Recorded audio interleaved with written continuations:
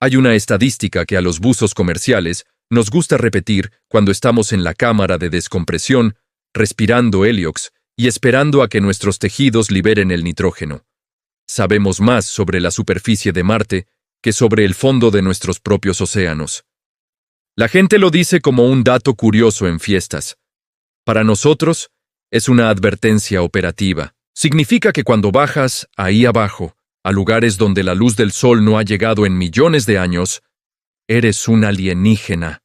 Eres un intruso en un ecosistema hostil que te quiere muerto de 1000 maneras diferentes. Soy soldador submarino, específicamente un buzo de saturación. Eso significa que vivo durante semanas en una lata de metal presurizada a bordo de un barco de apoyo, y bajo a trabajar al fondo marino en una campana de buceo. Mi oficina está a menudo a 150 o 200 metros de profundidad, arreglando las patas de plataformas petrolíferas o cortando tuberías dañadas. El dinero es obsceno, pero el riesgo es absoluto.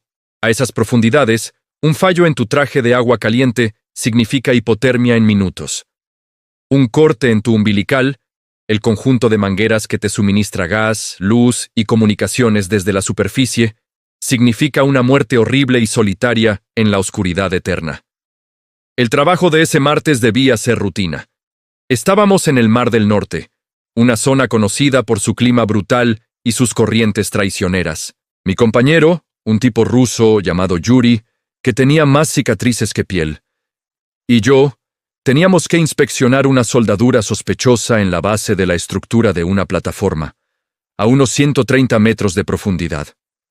El descenso en la campana fue normal. Mirar por el pequeño ojo de buey mientras bajas es ver cómo el azul del mar se convierte en un verde enfermizo, luego en un gris plomizo y finalmente en el negro más absoluto que puedas imaginar. Cuando la campana se posó en el fondo lodoso, la presión exterior era de unas 14 atmósferas. Si saliera sin mi casco Kirby Morgan, mis pulmones colapsarían instantáneamente al tamaño de latas de refresco aplastadas. Comprobación de comunicaciones.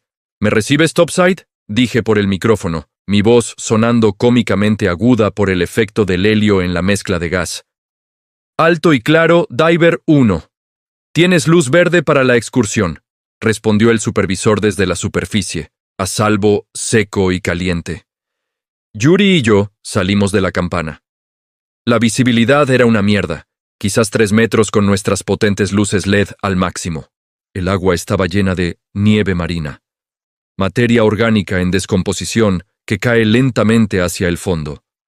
Nos movimos hacia la estructura de la plataforma, que se alzaba como la pierna de un gigante de acero en la oscuridad. El trabajo era monótono. Limpiar la zona con un cepillo hidráulico, inspeccionar, informar. Llevábamos unas 2 horas cuando mi umbilical se enganchó en algo.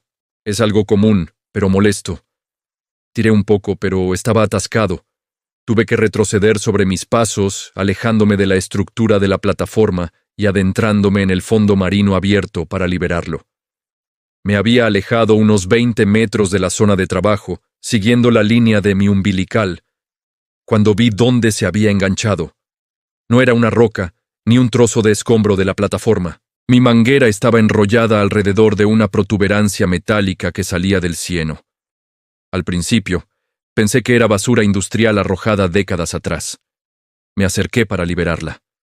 Cuando mi luz enfocó el objeto, me detuve. No estaba cubierto de percebes, ni anémonas, como todo lo demás ahí abajo. El metal era liso, de un color gris oscuro que no reflejaba la luz, casi como si la absorbiera. No parecía acero ni titanio. Parecía algo cultivado. Limpié un poco el lodo de la base con mi guante. La estructura era más grande de lo que pensaba. Era una cúpula de unos 3 metros de diámetro, enterrada casi por completo.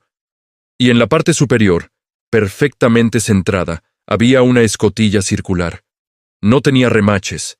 No tenía bisagras visibles. Solo una línea perfecta que marcaba la circunferencia de la puerta y una especie de panel empotrado en el centro que parecía una manija o una interfaz. Mi corazón empezó a latir con fuerza contra mi pecho, el sonido amplificado dentro de mi casco. Esto No debería estar aquí. No aparecía en ninguna carta náutica. No era parte de la infraestructura petrolera. Topside, aquí Diver 1, dije, tratando de mantener la calma. Tengo un contacto visual inusual. Estoy a unos 30 metros al noreste de la Pata Bravo. ¿Qué tipo de contacto, Diver 1? ¿Escombros? Negativo. Parece estructural. Es metálico. Parece una escotilla. Hubo una pausa larga en la radio. Diver 1, no tenemos registro de ninguna estructura en esa zona. ¿Puedes confirmar? Confirmo. Estoy viéndola ahora mismo. Es extraño. No hay corrosión. Me acerqué más, atraído por una curiosidad morbosa que superaba mi entrenamiento de seguridad. Mi guante tocó la superficie de la escotilla. Estaba fría, incluso a través del neopreno y el agua caliente que circulaba por mi traje.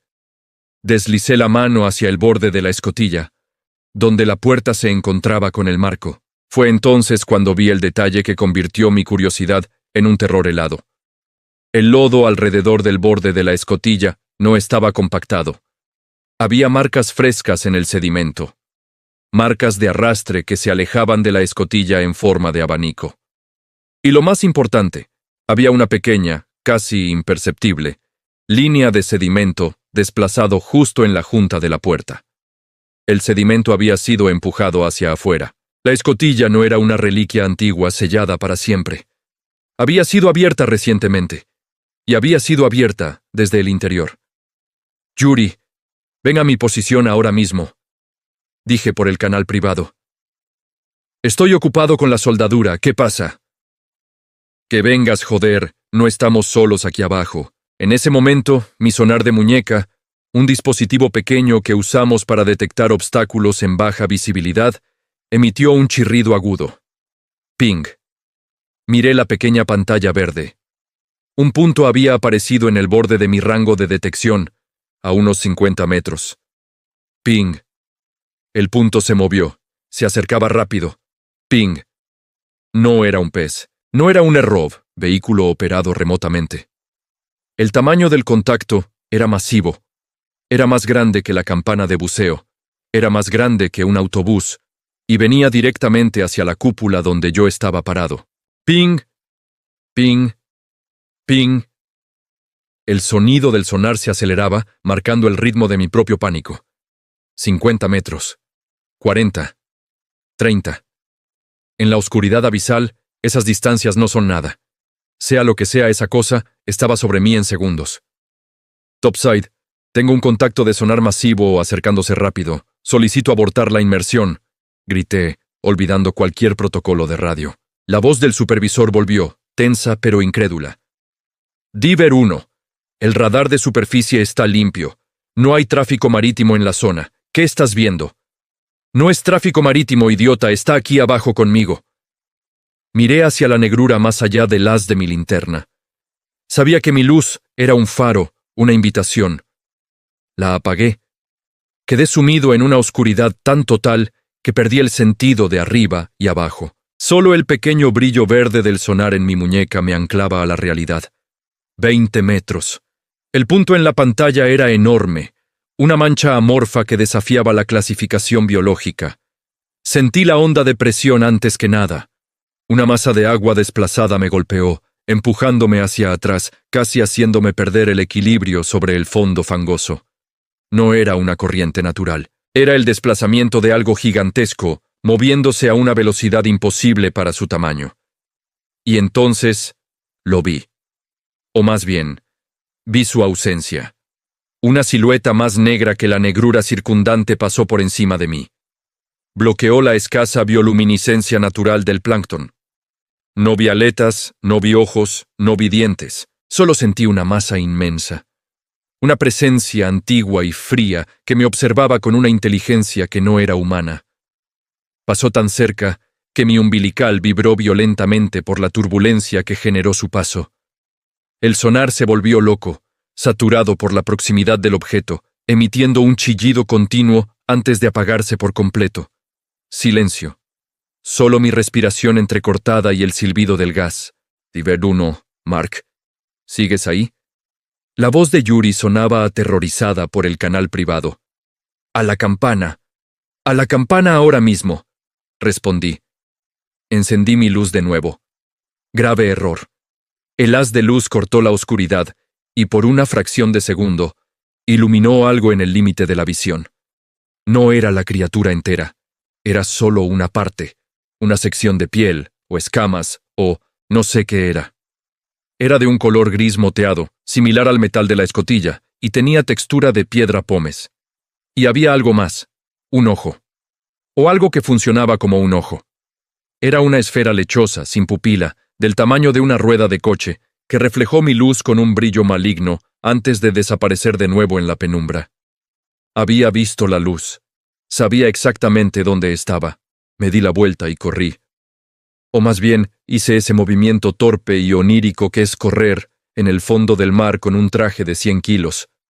Tiré de mi umbilical desesperadamente, usándolo como una línea de vida para guiarme de vuelta a la seguridad relativa de la campana de buceo. Sentía que en cualquier momento algo gigantesco me agarraría por la espalda y me arrastraría a profundidades donde ni siquiera el Heliox podría salvarme. Llegué a la campana al mismo tiempo que Yuri, que venía desde la plataforma. No dijimos nada. Nos metimos dentro torpemente, chocando cascos, y sellamos la escotilla inferior con una urgencia maníaca. «¡Sácanos de aquí, Topside! ¡Sube la maldita campana!», grité por el comunicador principal. La campana se sacudió y comenzó el lento ascenso. Nos pegamos a los pequeños ojos de buey, mirando hacia abajo mientras nos alejábamos del fondo. Nuestras luces exteriores iluminaban el cieno que habíamos levantado. Y entonces, justo antes de que perdiéramos de vista el fondo, vimos algo más: la cúpula metálica.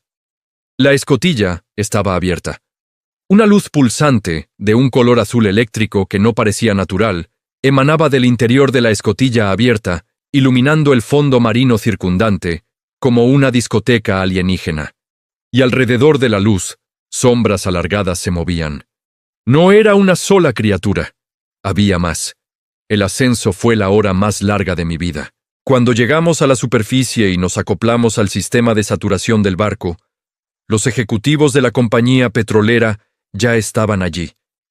Nos interrogaron durante horas antes incluso de dejarnos ducharnos. Confiscaron las grabaciones de nuestras cámaras de casco.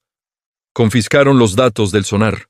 Nos hicieron firmar acuerdos de confidencialidad tan estrictos que si hablo de esto en voz alta, probablemente me demanden hasta quitarme los empastes de los dientes.